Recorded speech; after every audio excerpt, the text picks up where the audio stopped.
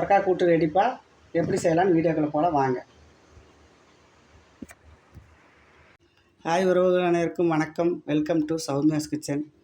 இன்றைக்கி என்ன செய்ய போகிறேன்னா பாசிப்பருப்பு கூட்டு செய்ய போகிறேங்க. சொரக்காயும் பாசிப்பருப்பு வச்சு பாருங்கள். அப்படியே சொரக்காய், தக்காளி, சின்ன வெங்காயம், கருவேப்பிலை, கொத்தமல்லி தழை, சீரக மிளகு, தேங்காய், பாசிப்பருப்பு 100 கிராம் கம்மியாக போட்டிருக்குப்பா, எங்களுக்கு போதும். பச்சை மிளகா, பூண்டு, இதுக்கு தேவையான பொருள் இதுதான்ப்பா. இது எப்படி செய்கிறேன்னு பார்க்கலாம் வாங்க. கூட்டுக்கு தேவையானது இதெல்லாம் அரைச்சிக்கலாம்ப்பா. மிக்சியில் அரைச்சிக்கலாம். பாருங்கள் என்னென்னு பாருங்கள். சீரகம்,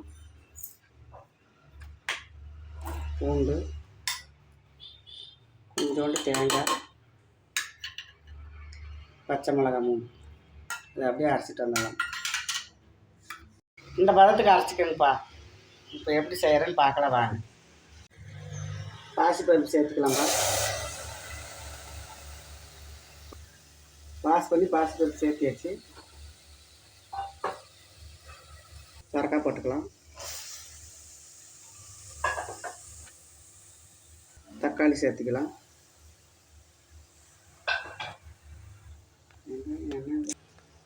இதை சேர்த்துக்கலாம்.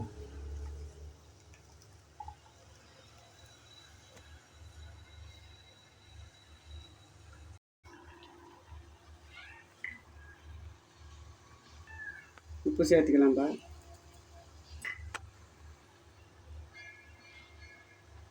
மஞ்சத்தூள்,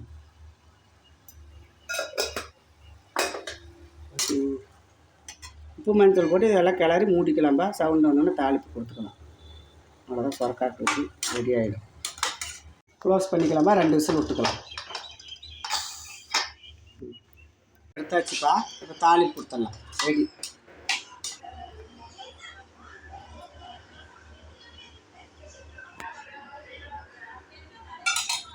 ஆயில் ஊற்றிக்கலாம்ப்பா. ஆயில் ஊற்றிருக்கேன். கடுகு போட்டாச்சு.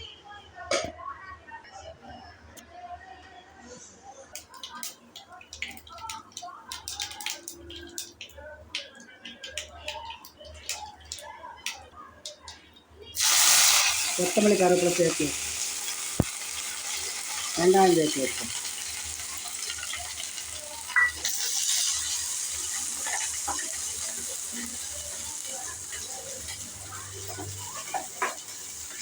தாளிப்பு கொடுத்து கொட்டியாச்சுப்பா. சொரக்காய் கூட்டு ரெடி. அவ்வளோதான். சொரக்காயும் பாசிப்பருப்பு கூட்டு ரெடிப்பா. பிடிச்சிருந்தா லைக் பண்ணுங்கள், ஷேர் பண்ணுங்கள், சப்போர்ட் பண்ணுங்கள், சப்ஸ்கிரைப் பண்ணுங்கள். எங்களுக்கு கொஞ்சம் ஆதரவு கொடுங்க. பாய். இன்னொரு வீடியோவில் சந்திக்கலாம்.